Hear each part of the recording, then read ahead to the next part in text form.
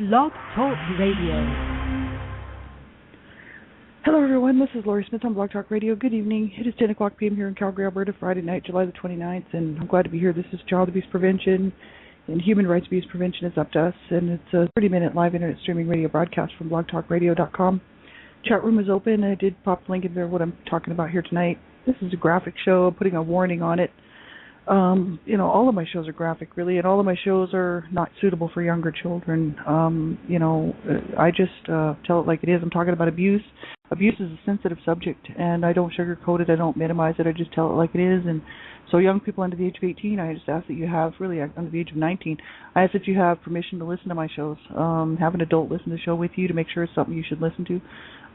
It's definitely not for younger children. I'm talking about CSA, child sexual abuse, and incest this last few weeks, and actually it's probably been a little bit longer than that. But this show, I like to do this show, and I do these shows Monday, Wednesday, Friday nights, and I like to cover any number of topics. But right now I'm just talking about child sexual abuse and incest. That's just because it's really sitting on my heart right now, because I'm dealing with this in my own healing journey.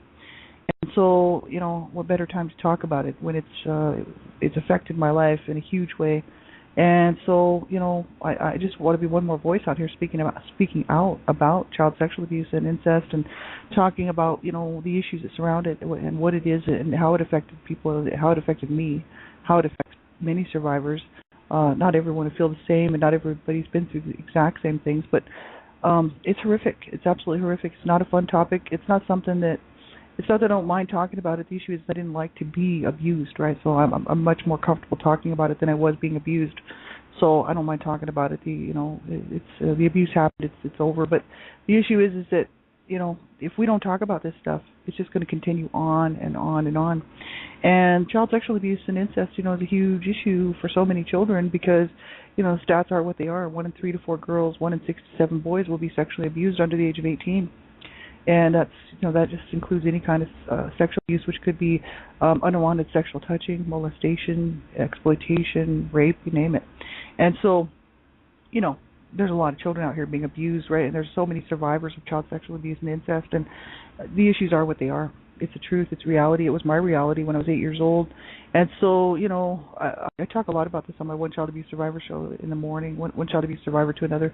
And but I'm talking about this here on my evening shows right now, too, because this is just sitting really heavy with me. And the more we talk about it, the better off I think we all will be, because we'll all be aware that we need to stop child sexual abuse. The issue is we don't want any more children to have to go through what we went through. I don't want to see another child have to go through what I went through.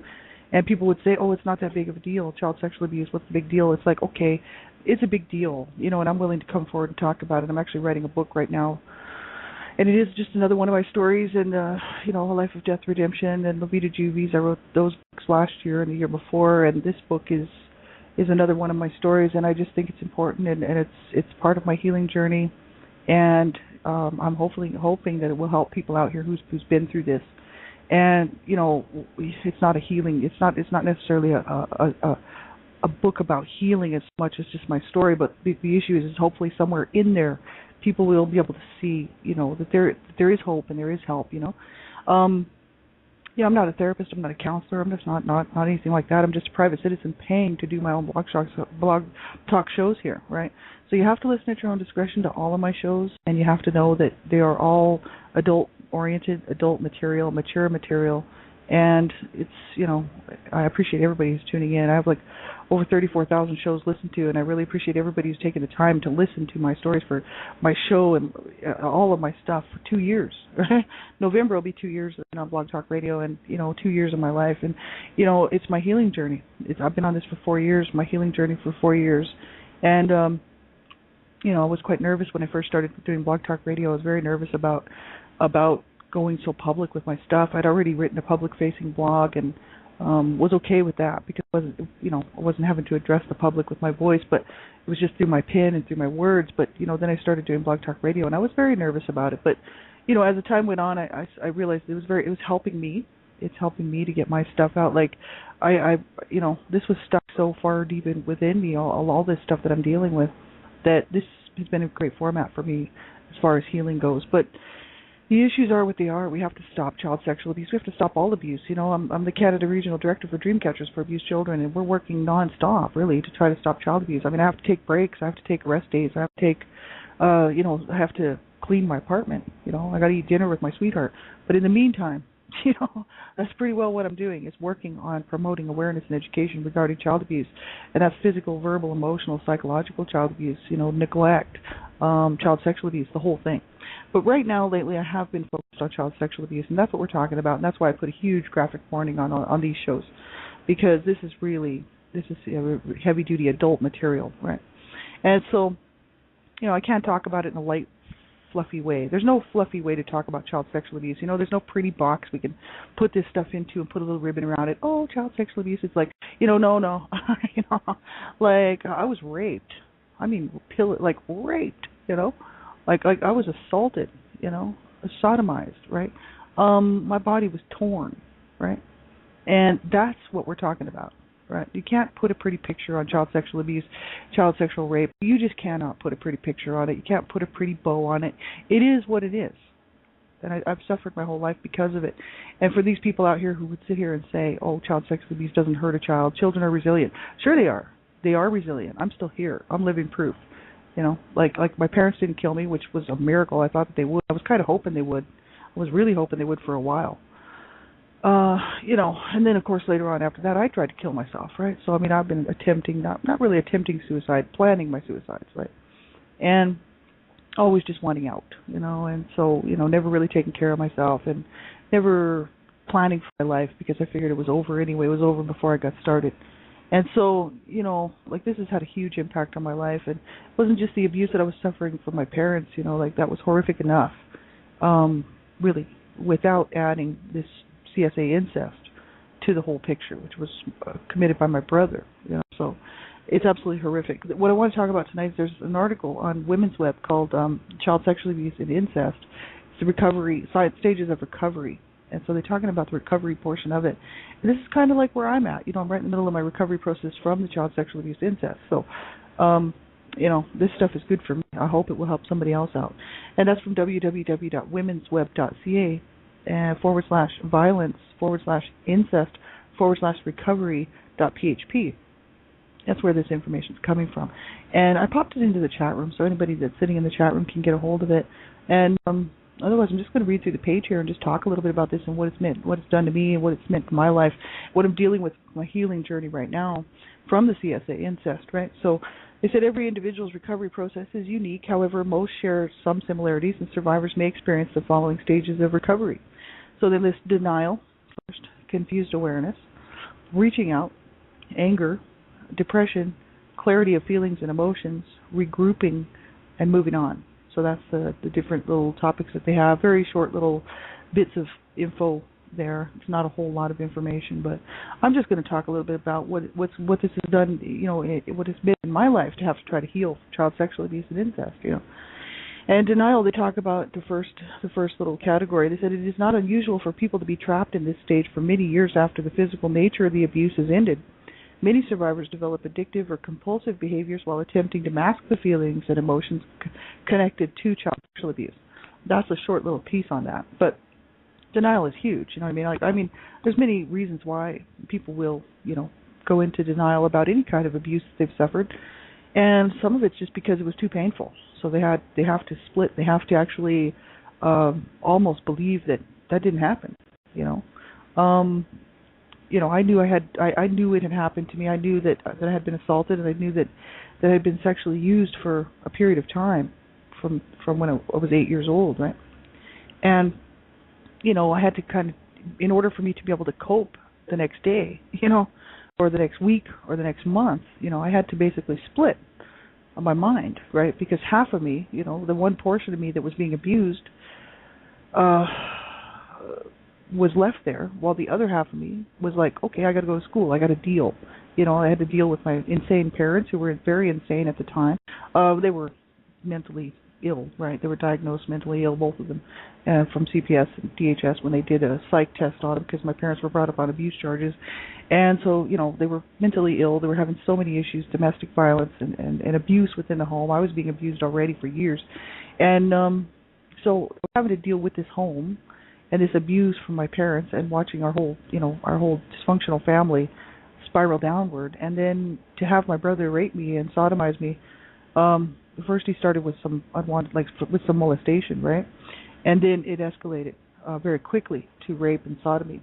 And I just remember that while this was going on, that I was there, but part of me wasn't.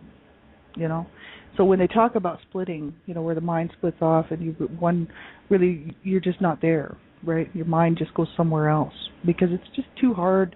It's too painful for a child's mind and body to try to cope with child sexual abuse. And even if it's just molestation and there's no real pain involved, or maybe it's just some unwanted sexual touching, it's still too much for the child's brain to have to try to make sense of what it is. It doesn't fit anywhere. I was talking to a good friend of mine, and we were talking about this, and it's because child sexual abuse doesn't fit anywhere in a child's life.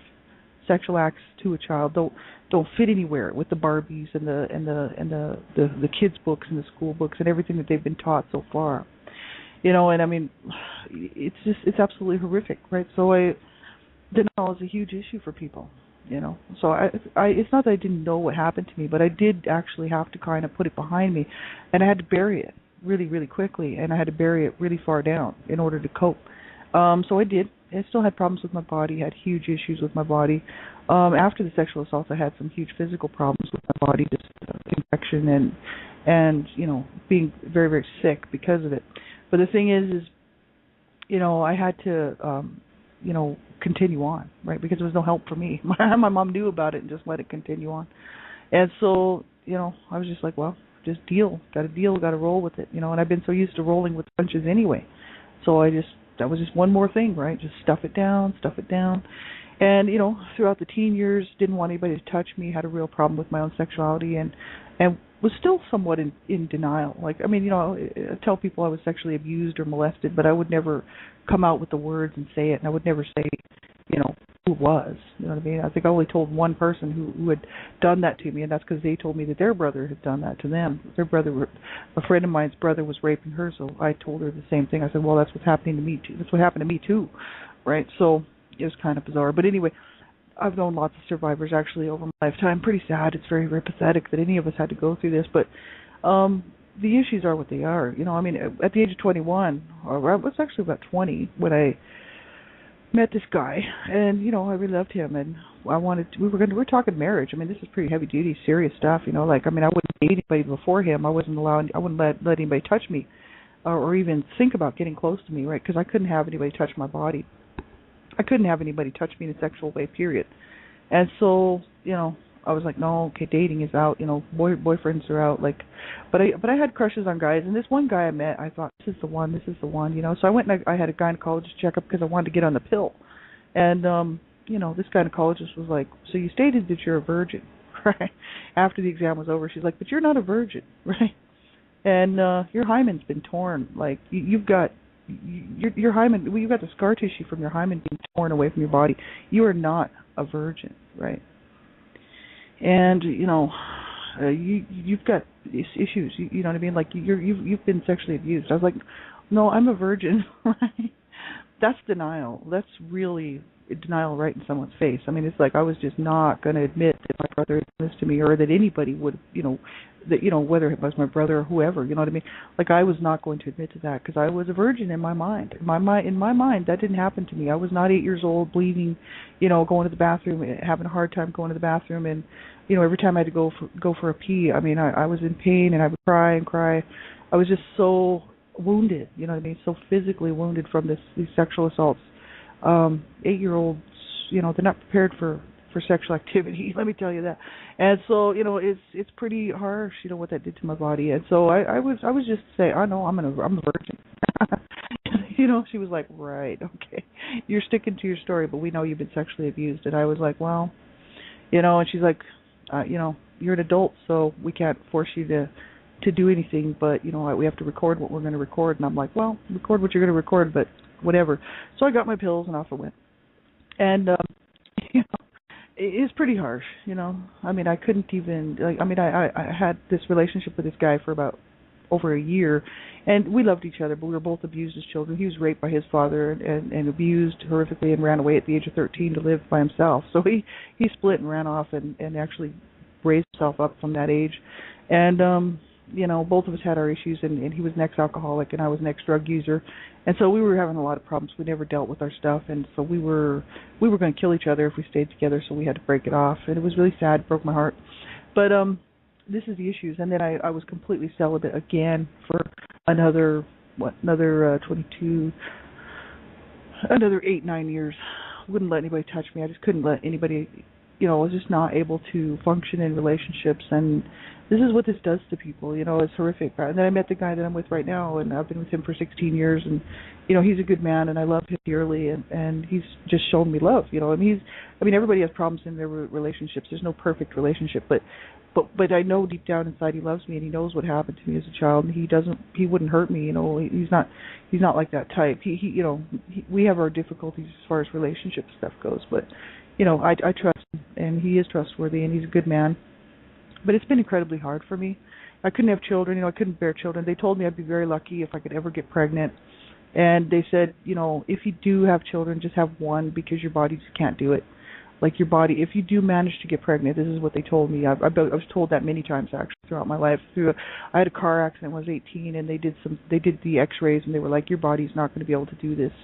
You just won't be able to be capable of bearing children. But if you do have one, then you can stick to one, right? And then the gynecologist, 3 years later, telling me that that it was just really almost impossible for me to get pregnant if I was going to try to have children. They were seriously thinking that it would not be possible because of the damage done. And so, I've had to live with this my whole life. It's been my reality, but of course I was just wanting to not believe it. I just wanted to push it down there, right? Because, who wants to think of themselves sitting there with blood on your legs, your own blood? I'm talking graphic here, people. My shows are graphic. I remember the vision. I remember what happened to me. See, I can recall it all. It's the issue that I didn't want to see it. Who does? Who wants to see all this stuff out here with people being abused, children being abused, and this is horrific. Like, nobody deserves this. Nobody. I don't care. This is horrific. This is why we have to stop this. Stop putting a pretty picture around CSA and incest. This just bothers me that people just think that it's okay what's the big deal about CSA? I'll tell you what the big deal is about it, buddy. Ruin my body, you know what I mean? And of course, because I was abused as a child, and I never really ever planned for the future, and I couldn't bear a child, and I actually lost my child with my sweetheart, who I'm with right now. We lost our baby halfway through. Actually, it was just right about the point where I was about halfway through, and they told me, they said, well, you can try again, but it's just like, I was like, I'm not going to be able to bear a child. You know what I mean? Like, it's just, forget it. So, it's just what it is. And shortly after that, my sweetheart was diagnosed terminally ill. But the thing is, I didn't think to adopt or anything. It just wasn't in my, I didn't see that as a viable thing, even being a foster parent, because I have always struggled myself with even just trying to keep myself afloat, living just above the poverty level and really struggling as an adult. That's what I was saying. Most people, if you listen to my morning shows, One Child Abuse Survivor to Another, I really, really tell it like it is on that show. And most people would think of me as somebody who isn't doing so well. They would be like, oh, well, look at her. She's like 46 years old. She's just living in this apartment. She's got nothing. She's like $30,000 in debt. She's like in bad shape, and she's physically in bad shape. And, if somebody was to look at my life, they might see that, right? But actually what I see is total victory, because I didn't kill myself. First of all, that's victory for me. I wanted to kill myself, and I wanted to kill myself since I was a little kid, right? So, I wanted to kill myself since I was young. And I'd put myself in a lot of dangerous positions because I was like, yeah, go ahead and kill me if you do me a favor, And I used to just, I just was always looking, at death's door, waiting for death, overdosing, taking too many drugs and drinking too much, and just a real, drug head, for many, many years until the age of 21. Never took care of myself. My body was just abused horrifically. You know, I've got burns and scars and stuff on my body. And the thing is, you know, people sit there and they would look at me a certain way. They think, well, what a loser. You know, she's like 46 years old. She lives in this crappy apartment and she's in debt and blah blah blah. You know, whatever. They wouldn't even know what it's taken me just to get what I have here today. Yeah, the struggle and the effort that it takes me just to get up in the morning. You know what I mean? And I'm not even depressed. So there you go. It's the issue that my body is in super heavy duty pain all the time, and I don't want to numb myself with medication. You know, so I don't take pills of any kind. I don't take Tylenol or anything else. You know, I just deal with the pain, and I just deal with it because I'm like, I've got a life of pain. I've lived my whole life like this. You know, like I've had to live with this pain for so long that I'm like, well, I can keep doing it. I'll keep doing it until I actually can't do it anymore, and then I'll have to go on the pain meds. You know. But it's just one of those things, and people would look at me like I'm a loser, but actually I'm a winner because I'm still here, and because I'm working to try to have a good life, and having a house and all this money and stuff just doesn't mean anything to me, but peace in my heart really does. And so, you know, so I didn't adopt and I didn't have a family or anything like that. I can't have children, so, you know, my life is I don't think it's a loser situation at all. I think that I'm doing the best that I can in the circumstances that I've been given. And considering that, you know, two of my brothers killed themselves, one of my brothers was murdered, you know, that's not very good odds. And, you know, one of my sisters is really doing, you know, okay. She's doing all right for herself. She's on her own. And out of two abusive marriages, really one abusive marriage and an abusive relationship, like she always picks abusive guys every time she gets a boyfriend. It's somebody who's going to abuse her, right? That's because that's what we grew up with, so that's what we know, right? I myself won't allow anybody to abuse me, so no one. I just shut the door on people who even say the wrong thing to me. All you have to do is say the wrong thing to me, and you're out. I don't tolerate any garbage from anybody, so there you go. But you know, we're kind of the extreme. She'll take whatever's coming to her. She'll just let herself be abused as an adult. And me, myself, and I'm like, no, you're gonna even look at me wrong, and you're out the door. You know, because I've had enough of that. You know what I mean? Like I'm tired of it. So there's a difference between siblings, you know. But we've had a huge problem with this, you know. Like, I mean, we had huge problems. My mother was, it's absolutely horrific, the sexual violence that went on in our home. So it wasn't just being sexual, the CSA incest that I suffered that caused me these problems, but it was watching the sexual abuse that my dad was putting on my mother. And that also was very damaging to me as a child, to see my mother being raped. My dad raped my mother in front of me when I was young, and just knowing that she was being raped all the time. I mean, this is what was going on in her home. It was just normal, and it was absolutely horrific, you know, to grow up like that with these you know, with these nights of hell, really, you know, and then to have to be sexually abused and used myself by my brother for a period of, I'm thinking it's about 6-7 months. That's horrific, you know. Like, I mean, my heart just goes out to anybody who's out here who suffered this. And, you know, there is help out here. They say confused awareness. At this stage, people begin to recognize the connection between their past trauma and present concerns. And this new awareness may introduce feelings of anxiety, panic, and fear. And, you know, confused awareness, like all of a sudden remembering things, flashbacks and whatnot, you know, or things that will just pop into their head thinking, wow, I remember feeling a certain way about this person, but I didn't understand at the time why. And, you know, this is the thing, like, you know, it's bizarre. It's very, very bizarre. Reaching out, it's another section, but I'll talk a little bit more about confused awareness. You know, like, I remember my brother was 13 years older than me, so when I was 6, he would have been 19.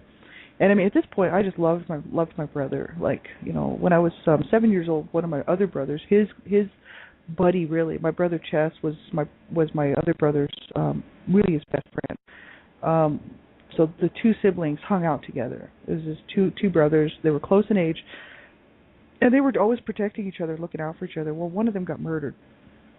So my brother Chesley got murdered when he was 19 years old. My brother Rob was 20. He was actually the year older, and I was 7. So I was 7 years old when my brother got murdered. And I remember, you know, the cops coming to the door to have my mom go down, look at the body and everything, and the panic in the house. My dad was freaking out because my parents were brought up on abuse charges, see. So they were still in the records, you know. So my parents were thinking, oh God, my dad was, you know, they're going to think I killed my son, which I actually thought that he did for many years. And but, you know, it turns out there was some different information in on that. Who knows? We don't really know. The FBI closed the case, cold case. The issue is that somebody killed my brother. And so I kind of blame my dad for it, and over the years, and thought that he did it, but who knows? I don't think we'll ever know really. But my brother took it really hard. My other brother, the one that sexually used me, raped me, and sodomized me, and he took it really hard, and he went into a depression. And so for that rest of that fall, because my brother was killed in October, so for October, November, December, January, February, my brother was in a huge depression, and I used to go into his room and try to comfort him, because I was like 7 years old. I was just this little kid, and I loved my brother, absolutely loved him. He was the one that was really the most abused by my dad, because my dad had it in for him, and I think my dad sexually used him too, and my other brother Howard too. So the two of them, the younger ones, were victims of my dad's sexual abuse. I really do. And so I would go into my brother's room because he wouldn't come out. He had candles in there, and he was in such a depression that he wouldn't come out of his room. He actually was one of the only people in the house that had a room. The rest of us all just shared rooms or whatever, because there was a lot of people in this little tiny house. But he had a room, and he had this huge kind of a garage place that was made into a bedroom. And he would just stay in his room. He wouldn't come out in the dark. Like he would stay in his room in the dark, and he wouldn't come out. It was sheer depression. And he was also a drug user. He was a cocaine user, and he had all kinds of problems. And he was abused the most horrifically by my dad. He was that's why the authorities got involved, because he had bruises, and my dad had beaten the crap out of him. And he went to school, and the authorities got involved. And he said he was afraid to go home because he was afraid of my dad. So my parents were brought up on charges. They were not arrested. They didn't do any time. They were just brought up on charges, and they were told that, unless they met some certain criteria, that we would be removed from the home. And, of course, the social workers just followed up a little bit, and then it was just done, and they were gone. So the abuse just continued on. But the thing is my brother was always being abused by my dad mainly. And so, I always felt bad for him. I always stuck up for him, and I always used to tell my dad to stop kicking him or stop hitting him. My dad would go in there and stomp him, like stomp his legs and stomp his body, like he would kick him. And I remember this, and just wailing on him, And so I used to tell my dad, "You stop hurting my brother," and of course I'd be slapped around and whatnot. And that was just the way we lived. And so I used to go in to comfort my brother, and I think, my brother was already sick. He was mentally ill, and he was actually diagnosed borderline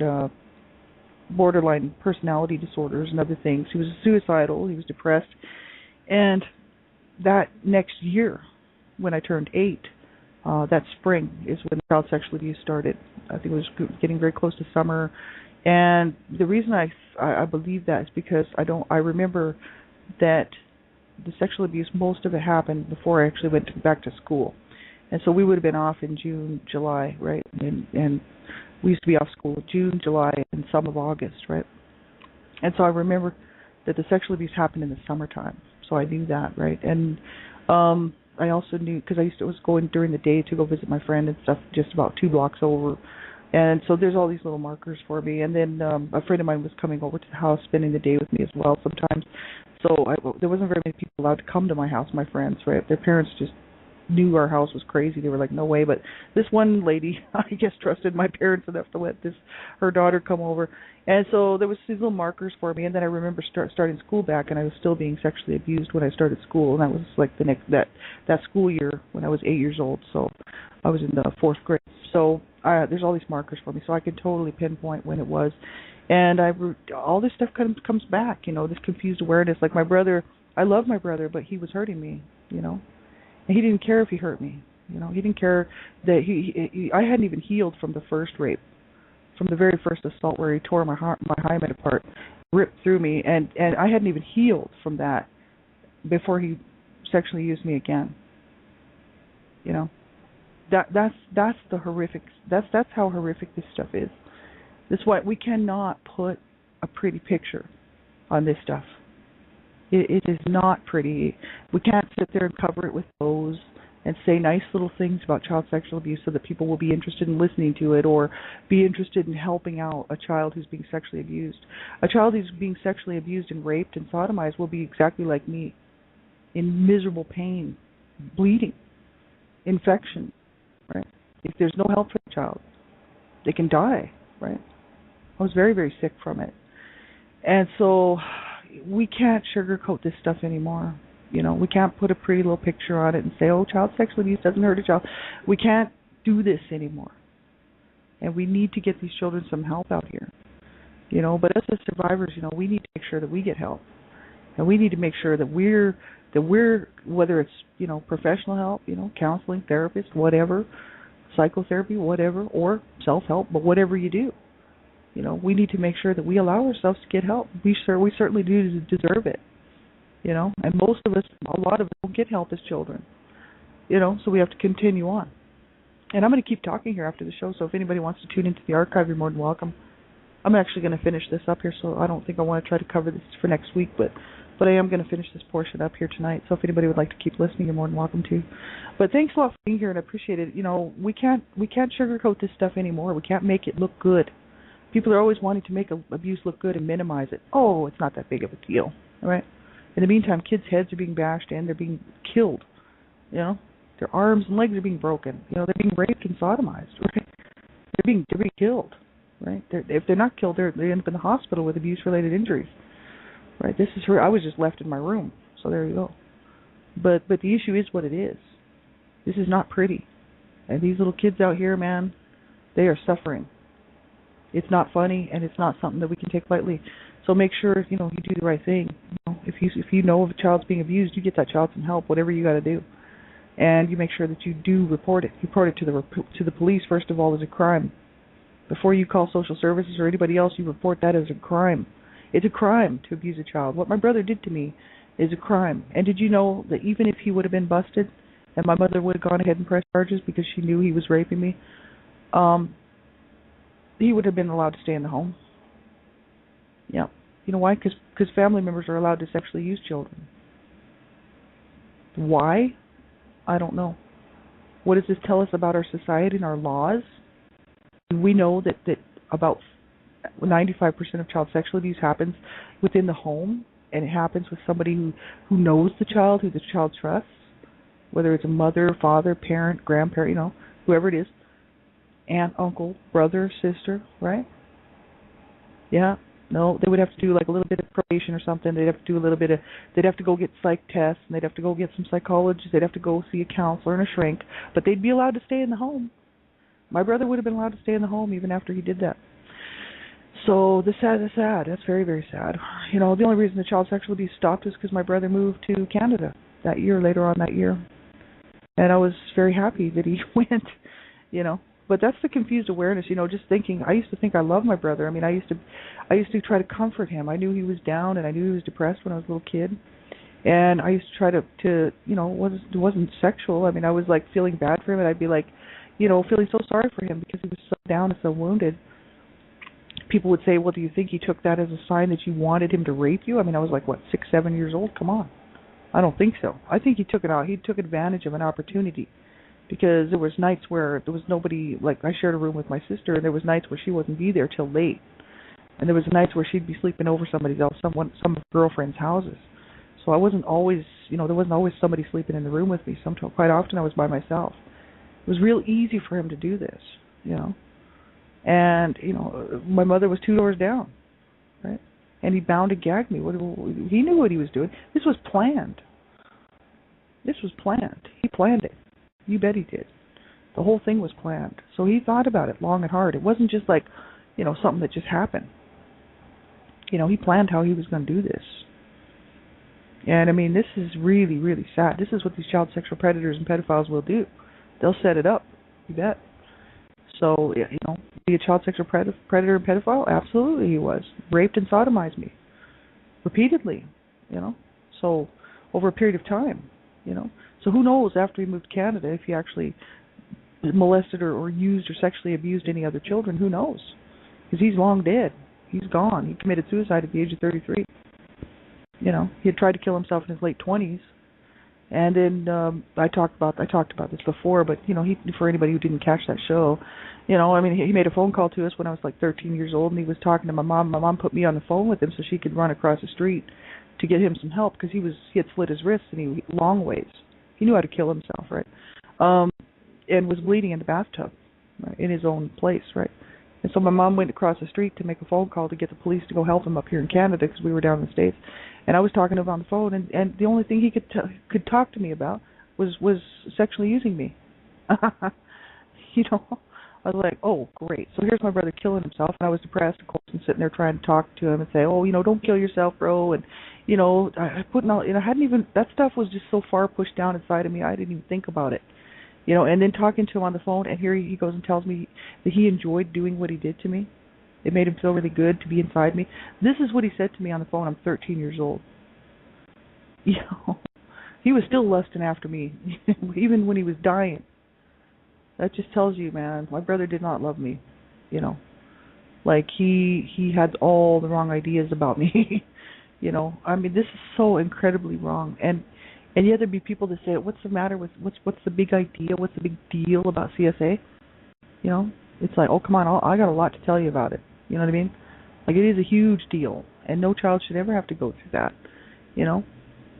It's just horrific, It was just absolutely horrific. And have I had any support from my family? Absolutely not. Reaching out. So they say reaching out. Survivors can be in a situation in which the perils of silence become more painful than the risk involved in speaking out. Receiving individual counseling and or joining support groups may play a role in the healing process, and that's so true. And the reason why I say that is because I was going to kill myself 4 years ago. Again, I was sitting on the couch with a screwdriver, and a rusty screwdriver, actually, an old one, and I was actually going to rip myself apart. Right. And I was getting ready to do it.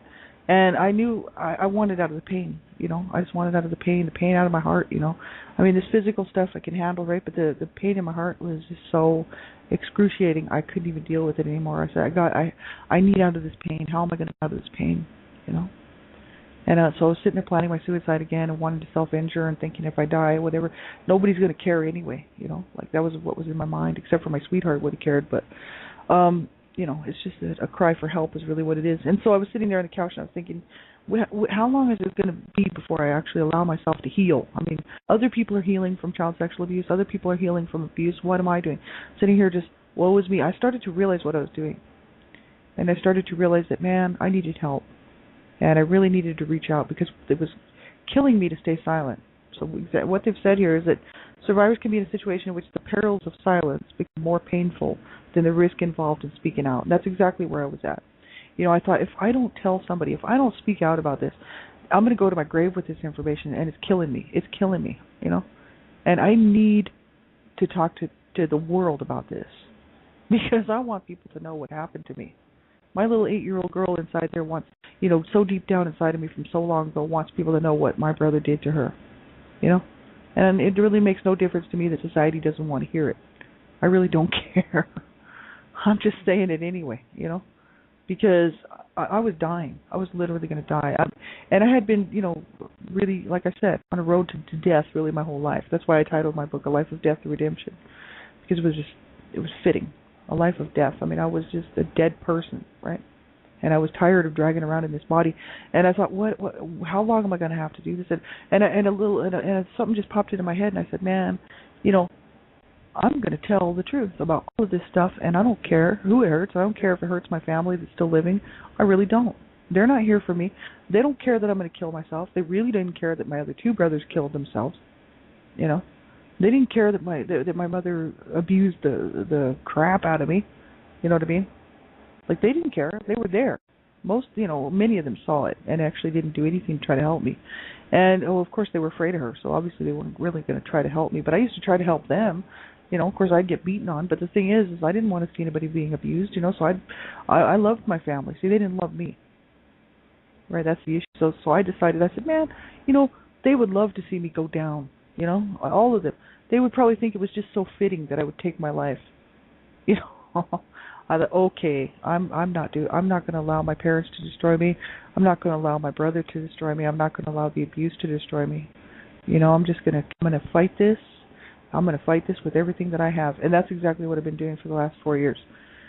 And I made a commitment to myself, and I said, you know what? I will not ever, ever, ever, ever again plan my suicides. Not ever again. No. I'm done with that. I'm so done with that. I'm living. And so now, even though I'm cranky, you can tell by my voice. I mean, I'm actually very, very cranky about this. And it's because I'm working on my healing journey. I'm in the anger portion, right? Still have a lot of anger about what happened to me as a child, and I'm still working through it. But the issue is that in the meantime, I'm living, Like, I have a great time with my sweetheart. I love doing what I'm doing with Dreamcatchers for Abused Children. I absolutely love writing. I love being a voice out here for survivors.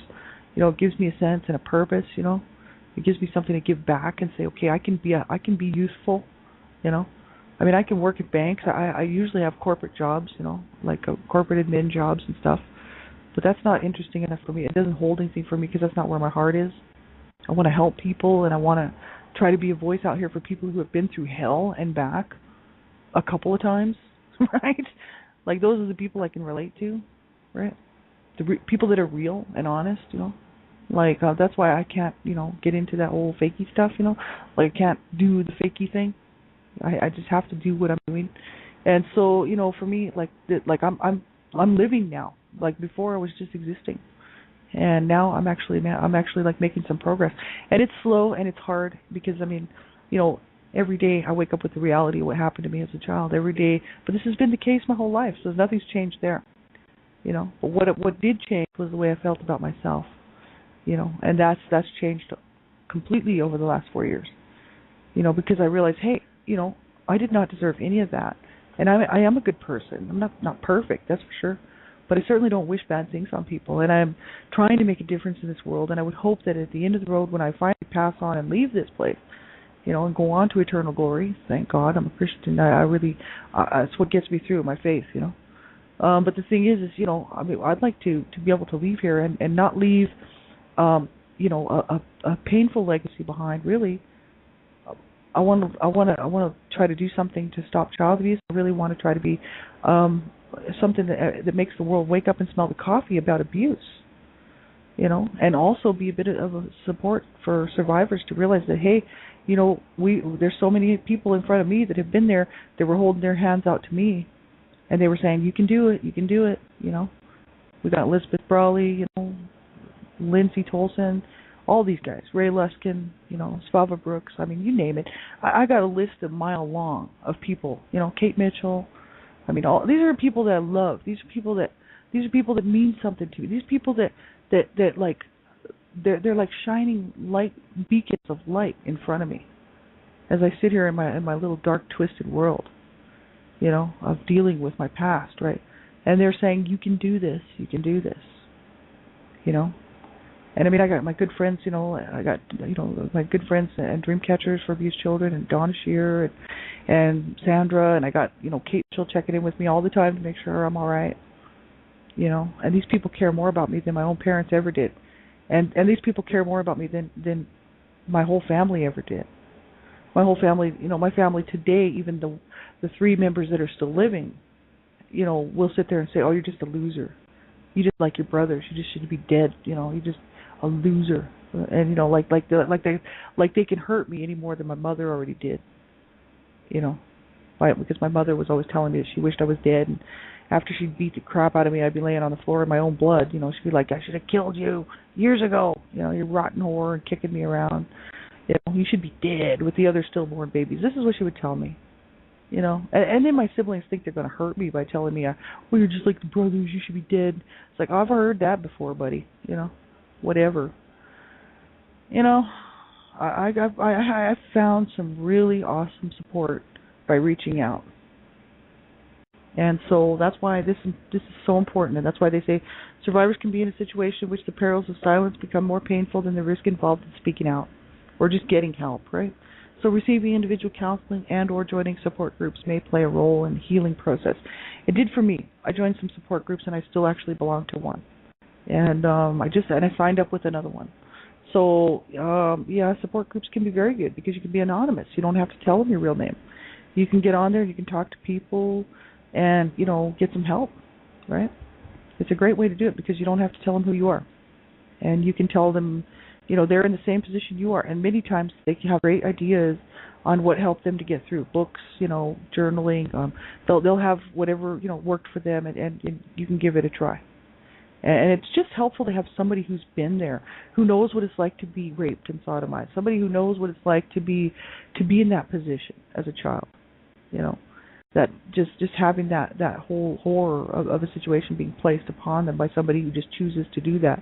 And these would be people that know what it's like to be abused. Like these are support groups for survivors.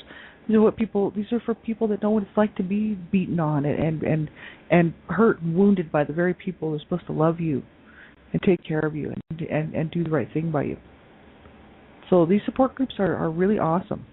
And sometimes you can put your own, if you don't want to go anonymous, you can actually put your own name, but you can go anonymous on them, which is great because you never have to really tell them who you are, and you don't have to give away any information that can lead them back to you. And this way, you can actually talk to people about what you need to talk about, get off your chest, and get it out. So it can be very, very helpful. I know it was for me. Anger is where I'm at right now. I'm so angry about what happened to me as a child, and I'm still angry, and I probably always will be a little bit angry. I'm not angry all day long every day. I'm just angry when I'm presenting this stuff because this is what it did to me. Like this is my reality. I mean, I was really angry, heavy duty angry up until about the age of 21, 22, and I finally decided to change my behavior after I stopped using drugs. Because I was an angry child. I was angry really all the way through and had huge behavioral problems. And I was also a heavy-duty drug user. And I was involved in some illegal activities. I was always just shy of being arrested and thrown into jail as an adult, as an 18-year-old, 19, 20, 21. And just shy of being thrown into juvenile hall before that. And I was, had some behavioral problems, huge, right, because I was growing up in this abusive environment and was being treated like crap. And so I didn't care if my parents killed me. So anytime anybody said anything to me, I'd be like, F you and F you too. And then, of course, I'd be slapped around and beaten on. And I was like, go ahead and kill me. Just kill me. Go ahead. I was just pushing all the time because I was like, look what you people did to me. And then I would tell them that. I'd be like, look what you guys did to me. I'd tell my mother right to her face. I'd be like, look what you did to me. You turned me into this rotten piece of shit. And, and what, now you're going to sit here and beat me for it? Go ahead. And, of course, she would. She'd be like, I will beat your ass, And I mean, my mother wasn't like, she weighed 280 pounds usually, and she was 5'10", and she was a big woman, And so if she got a hold of you, you were going to pay, and I mean dearly. So she was meant business, you know what I mean? And I didn't care. That was my attitude. So even with the cops and stuff, it was like whatever, I had no problem. I used to get chased by cops all the time. I used to be able to outrun the cops, which is great. Hey, you know what? I love cops. I'm not saying anything bad about police officers. You know what? I have the utmost respect for police officers. And you know why? For the ones that are on the right, are actually on the right side of the law. Because when you need help, who are you going to call? And who's coming to help you? Right? No, they do a lot. They have a hard job, and I have the utmost respect for the law, actually, and for the laws, right, even though I was in trouble as a youth and stuff. But I'm just saying, that's the kind of kid that I was, because my parents turned me into that. They turned us all into that. That's why my brothers were always out getting busted and getting arrested, doing time in the federal pens, because our parents set us up for this. You know what I mean? It was outrageous. It was absolutely outrageous. We should not have been left in the home at all, but what are you going to do? It's too late. But the thing is anger is where I'm at. This is after a survivor has reached out and become more aware of the impacts of the abuse. Survivors often deal with intensified anger, and this anger is an expected, natural part of the healing process. Thoughts of disclosure and confrontations may dominate this stage. Anger may be channeled towards anyone who excused or protected the abuser, anyone who did not believe their disclosure of the abuse, and anyone they feel should have been concerned but never took steps to help. So, I mean, obviously I'm angry with my family, right? I mean, it's obvious, my whole family. I mean, there's anger there. But, I'm also angry because at anybody who abuses a child. So I'm not just thinking of myself. That's why I joined Dreamcatchers for Abused Children, right? Because, I mean, it just makes me angry that people do this stuff to children, right? No child asked for this stuff, and no child wants to be treated like that. I sit there and I think how nice it would have been to be treated like a normal child, and to be loved and cuddled and hugged and patted on the head. You're doing a good job, and just talked to like decently and normally, and that my needs would have been met, that that my mom would have cared whether or not I was feeling good or not. My mother didn't care if I was sick, right? And because I was being beaten and trashed, I was quite often sick. which was not being looked after properly, you know, and especially after I was 8, after I was raped and sodomized there. I was really sick, and I was really sick right up and, you know, quite well through my teens. And then I did drugs, so I was always sick, you know. And, you know, my mother, like, one time I threw up in my bed. I talk about this quite a bit, but that's because I like to paint a picture of how my mother was. Like, I got sick. I thought I was just choking, but I actually was throwing up. So I threw up all over my bed, but I was so sick I couldn't get up. So I was so dizzy and sick, I couldn't even get up out of my bed to like, clean myself up or clean the bed or anything like that. And my sister woke my mother up because she heard me throwing up. My sister was like, "Oh, I'm going to go get Mom." And I'm like, "Oh, shit, my mom's going to come and kick my ass." And I was laying there in my bed in my throw up thinking, "Oh, my God, my mom's going to beat my ass. She's going to, like, pummel me for throwing up in my bed," right? So my mom comes in there and she says, she just throws the sheets right next to me and says, "You clean it up. You deal with it." And leaves me like that. And I couldn't even move. Like, I was so sick. I couldn't even concentrate. I was just so ill. You know what I mean? Like, I was dizzy, disoriented. And there's no possible way it could have, like, changed my sheets. So did my mother, like, come and say, "Oh, my God, are you okay? Here, let me help you. Like, get you some 7-Up or something. Here, what's wrong?" You know, I was, like, 12 years old. Like, but at least she didn't beat me. That was good, right? I was actually really expecting her to beat on me, but she didn't. So that was great. But the thing is she didn't care. She didn't care that I was laying in my own throat. She didn't care that I was sick. I could have died that night. She wouldn't have cared, right? That's how my parents were. Like, they didn't care, right? They didn't care about any of us. My sister slashed her eye one time on a barbed wire fence and sliced her eye right open. And blood was pouring out and everything. My parents weren't going to take her to the hospital. They weren't going to take her to the doctor. They were just going to let her leave it like that. You know, a neighbor actually forced them to take her. They said, "We'll call social services if you don't take your daughter. We'll call the police. We're going to call it in as neglect, and we're going to call it in as abuse, and you better take your daughter to the doctor right now." And so they did, and they got her eye fixed up. But the thing is like, that's how my parents were. Like, they didn't care. My mother bashed my head in, blood pouring out, you know, cracked my skull, you know. She didn't care. She threw me out of the house and spit in my face and threw me out of the house. You know, this is how I grew up, you know. So I have a lot of anger, right? I mean, but the thing is I've learned how to channel it. So instead of channeling it, you know, and internalizing it, which, because I'm allowing myself to get this stuff out, right? Whether it's writing about it or talking about it or just, you know, my friends, you know, are very helpful for me there, you know, listening to me go on and on. And, you know, it's helpful because I was internalizing it, and so I had a lot of rage. I still do, but I'm working on it. And that rage was really why I just really wanted to self-injure and wanting to hurt myself, and I still have problems with that. But the thing is I'm getting control on it, and the issue is because I'm learning how to channel it in a more healthier way, which is to just talk about this stuff, to do my advocacy work, to write, to journal. You know, my writing books is really just all about journaling for me, and you know, just journaling what's going on, what happened to me, and how I'm feeling about it. And you know, it's a huge thing to be able to work through this stuff. It really is, because I'm in such a much better place than I was 4 years ago. I tell you that. And you know, I'm much more in tune with my real feelings, and in tune with getting myself, you know, my behaviors in check as far as my anger management and stuff, you know, so I don't hurt myself or I don't hurt somebody else, right? And I mean, this is awesome because it takes time, though. It does take time, but this is just a normal part of the process, you know. And I don't think that there will ever be a day where I won't be angry about it. And the reason being is because it was not right. It just was so wrong. Abuse is wrong. I can't just sit here and be okay with it. See, I can't be like, that's another form of denial, right? To you know, even though there's this whole healing stuff that says, okay, we have to be accepting of ourselves and we have to accept what happened. Okay, maybe I can learn to do that, right? But the thing is that I'm not going to ever condone abuse. Not ever. You know, like, I'm not going to ever condone what my parents did to me, or, you know, that's to agree with it and say it was okay, like, to condone it. Like, I would never condone abuse. I can't condone it. I can't condone it and say it was okay what they did to me. I can't condone it and say that it's okay that people abuse children. You know, I can't condone it that what my brother did to me was okay. You know, I just can't condone that. Like, that was all so incredibly wrong. And this is and these people out here who are killing their children tonight and raping, sodomizing their children and beating on them and burning and doing whatever they're doing to them and killing them and putting them in bags and burying them out in the backyard. You know, these people, what they're doing is wrong. You know, and I can't condone that.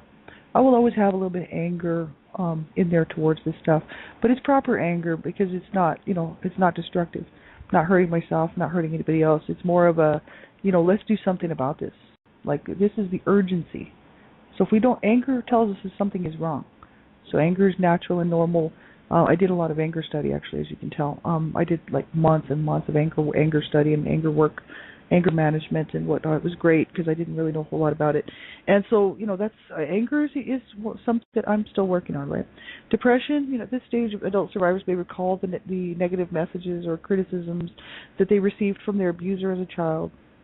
And if these seem valid to the adult survivor, they may cause him or her to become depressed when faced with and unable to make positive changes. If symptoms and triggers of the depression are identified and an appropriate support team is found, the chances of their being overwhelmed with feelings of despair may be minimized. And I think it's important to realize, that, depression, people would say, are you depressed about what happened to you? I am in some ways, yeah, definitely. Do I suffer from manic depression? No. And I think that's where, when I realized that I could do this and that I wasn't going to hurt myself and I was not going to self-injure and I was not going to plan my suicides anymore, really woke me up to the fact that I'm not manic depressive. My mother was manic depressive. She was suicidal. Both my parents were manic depressive. And but my dad was also schizophrenic as well as borderline personality problems. But my brother was also diagnosed. The one who raped me and sodomized me was diagnosed manic depressive. So he was suicidal and he did end up killing himself. So, it ran in my family, right? And so, but I realized that after I made the commitment to myself that I was going to heal, that I don't have a problem with that anymore. So I guess I'm not bipolar, I'm not manic depressive, and I'm just, maybe just have a minor depression just because of what happened to me, and I guess that's a little bit normal. I don't know who wouldn't be depressed by being raped and sodomized at the age of 8 years old. I mean, it's pretty depressing, and looking at these situations out here with these kids out here being abused right now, that's pretty depressing. So I mean, there is some natural depression there, but I can still function, I can still work, I can still do my thing. I have issues like everybody else, and we're all working on something. But the thing is I can get through my day, whereas a lot of people can't. I think if you get to the point, like my mother, used to get to the point where she would lay in bed for weeks at a time. She couldn't even get out of bed. She would just lay there and she would just cry, and she would just be, I just kill myself, And then, 2 weeks later she was beating on me, telling me she was going to kill me, sort of thing, right? So, yeah, this is not good, right? If you end up in that situation, then you probably need to go get some help, you know what I mean? And that's what I made a commitment to myself that I would. I was like, no way am I going to allow myself to go down like my parents, really wanted me and expected me to, and set me up to, like I'll go get, professional help if I have to. Like I made a commitment to myself, right? Clarity of feelings and emotions. For adult survivors of child sexual abuse, a key component to healing is to express and share their feelings. This can be achieved by survivors learning to acknowledge and identify a wide variety of feelings and emotions, as well as finding ways to release them without hurting themselves or others. A good support team can be extremely valuable at this time. And I think, there's a whole lot of people doing a whole lot of work out there as far as healing groups go, like with art and journaling and different things like that. And you can find that on lots of great websites. On how to learn how to channel that anger properly, right? And whether it's through writing or art or whatever it is, but there is some really cool stuff that people can do. Regrouping is another one. This phase involves many positive changes in survivors' attitudes and feelings. In this stage, they develop a new sense of trust in others, but most importantly, they start to trust themselves. And this phase includes learning from the past, examining the present, planning for the future. Many survivors have suggested that this stage represents a transition from merely existing to actively living. And this is probably where I'm at. Like I'm regrouping with a little bit of anger, right? So, I'm doing good. I'm regrouping, but I still have some anger issues I need to work out. And moving on, this stage includes a shift in focus from the negative experiences of the past to positive plans for the future. Painful feelings and emotions do not dominate memories from the past. Positive coping skills developed in the earlier stages are enhanced and assist survivors in moving on with their lives. Several coping skills that can help survivors to move on include learning to love and accept themselves, recognizing and celebrating personal growth, creating a healthy support team, grieving current losses as they occur, learning to deal with stress effectively, and recognizing when it is time to let go of painful feelings connected to the past.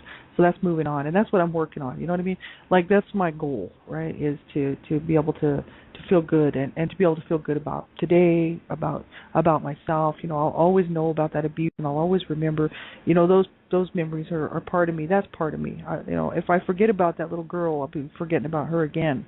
And that's what I did for a long time, was to put her so far away. I didn't even I didn't even want to see her, that little 8-year-old, and I didn't want to see any of those kids within me that were being abused. And I mean, so I think there's at some point we do make a bit of peace with this stuff, and this is my hope, and this is where I'm at right now. I'm in between the regrouping and the anger and the moving on. I mean, that's this last stage of it, and it's it's a daily walk, and you have to be committed to reaching out when you need to. You have to be committed to getting help when you need to. We can't do this on our own, and I was trying to do that for years and years and years until the age of 41, and it wasn't working. And so be very, be careful when you do reach out. Make sure that you reach out to people that you can trust, and make sure that, get some information. You can contact me. I have all kinds of information about adult survivor stuff, and it's helped me, that I found very helpful, right? And so if I can get you any kind of information, as far as workbooks that I know about, or books that I found were helpful, or any websites and stuff that you think, that you just haven't been able to find or locate, I got all kinds of great information just from doing what I do. And so, if I can get you any information, let me know. If you're a survivor and you're struggling and you're having a hard time. But I would say never give up and call a crisis line, man, if you have to. That's my commitment to myself. I said, man, if I can't cope, I'm calling a crisis line. If there's nobody around and I can't find somebody to talk to, I'll call a crisis line. But you make sure that you get some help and don't allow yourself to be destroyed by this past abuse. Like that's where I made a commitment to myself. I said, I'm going to win this fight. No way I'm going to let my parents win this fight. My two brothers that killed themselves, they let my parents win the fight. My parents won with them because they allowed my parents to kill them so many years later. And I was like, no way, I'm not doing that. Like, I'm going to come out of this victorious, and I'm going to win this fight. And it is going to have to be me to do it. Nobody else can do it for me. And so I had to become my own best advocate, my own best friend, And I started to learn how to love myself and how to hold my own hand and how to nurture myself and how to get what I needed that I missed out on from so long ago, And so that's what I've been doing this last 4 years. I've been busy. And so it does take some commitment. It does take some work, but I just want to be a voice of encouragement. People, don't stop ever looking for that help.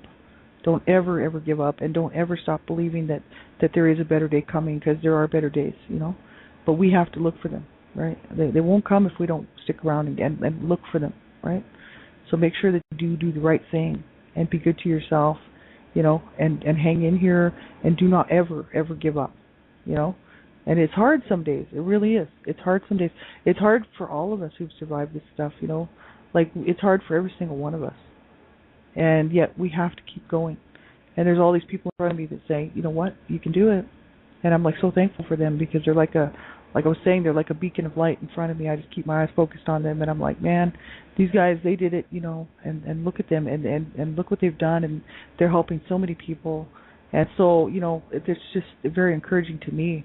And so I just want to be one more person to say to you, you do the same thing. You hang in there, and you don't ever allow yourself to be destroyed by this. We certainly deserve so much better, and ultimately we are going to have to be the ones to get what we need. It is going to have to be up to us. So make sure you do make the right decisions on your own behalf, right? Have a great night, everybody. Take really good care of yourselves. I'll be back on the weekend, and as well as Monday morning, one child abuse survivor to another. Same time, same place, 6 o'clock in the morning, Monday morning. And, if I can get you the information, like I was saying before, let me know. Otherwise, have a great night. We'll talk to you real soon. Bye-bye.